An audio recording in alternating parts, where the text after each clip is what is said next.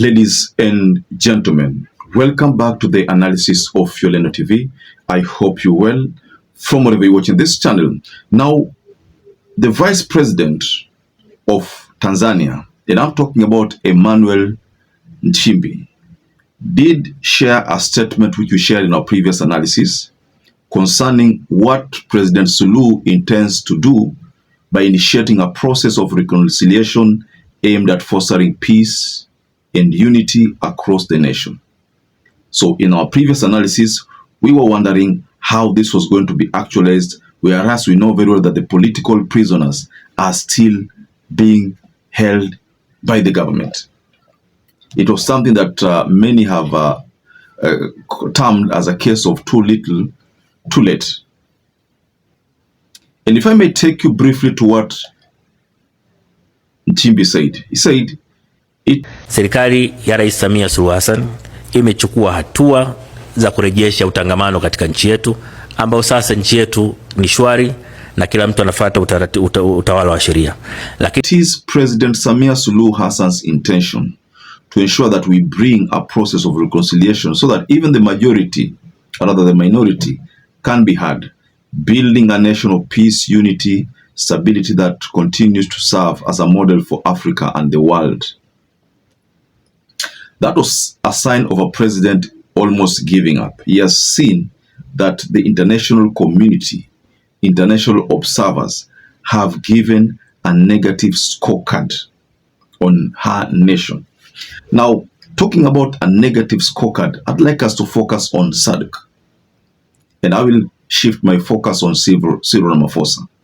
You know, SADC is all about business. It's an entity, a grouping, whereby the focus is all about the minerals. Now, SADC has always had one voice, and they protect each other. The countries that form SADC protect each other.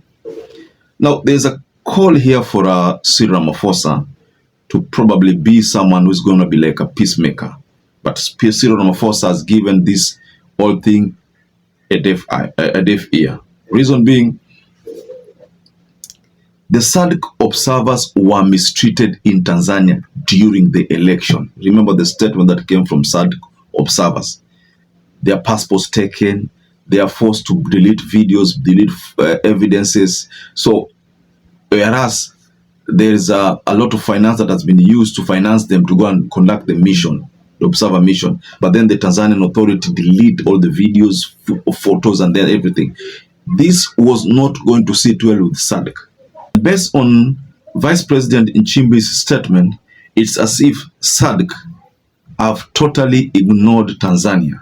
And they were calling for Tanzania. That's why the Vice President was calling for SADC to actually help them restore peace.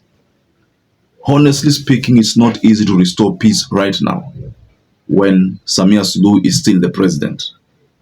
It's not possible, especially after the arrest of Chadema Assistant Secretary General Amani Golugwa. That was on Saturday. It's not easy to restore peace because already this is indicating a bad sign that the government is still targeting the opposition. Let me take you back a bit. And there's the issue of Gwajima. Remember the issue of Gwajima, whereby the government shut down Gwajima's church. That is the moment Samia Suluhu made a huge mistake.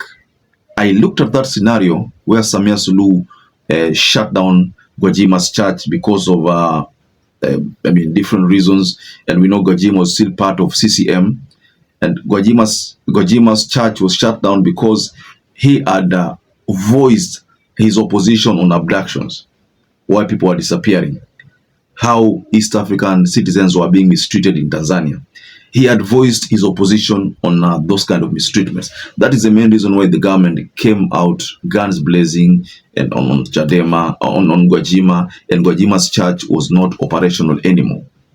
That is the time I realized that President Samia Suluhu was already making huge mistakes. It was not the president that people have always known to go after church, to afunge kanisa. Ukishafunga kanisa, then what next? So all these things we can say as a result ni kama Mungu amekasirika. We can just say Mungu amekasirika. Now everything is beginning to collapse. Everything they're trying to do is not working. Things will not work because the videos that have been shared by so many people, bloggers, Tanzania bloggers, you know, those videos have portrayed the Tanzania government negatively. They did not expect it would reach that level, but them themselves, whenever they look at these videos, they are shattered. So as to whether Cyril Ramaphosa is going to agree, that is another pressure. Cyril Ramaphosa is not going to be party to this terrible, inhuman behavior from the Tanzanian authority. So there's no way Cyril Ramaphosa is going to engage in the peace talk here, because already the issue in Tanzania imeenda to excess. Kikwete is also to blame. Kikwete, people are blaming him because of a previous decision he made when Pombe Magufuli died. So, ladies and gentlemen, just go below in the comment section and tell us what you think about the latest development. Cyril Ramaphosa has not responded to the request by SULUHU. What next, ladies and gentlemen? Perhaps if you're watching this video and you've not subscribed, take 1 second and subscribe, like this video. Until you catch up again, stay safe and stay blessed.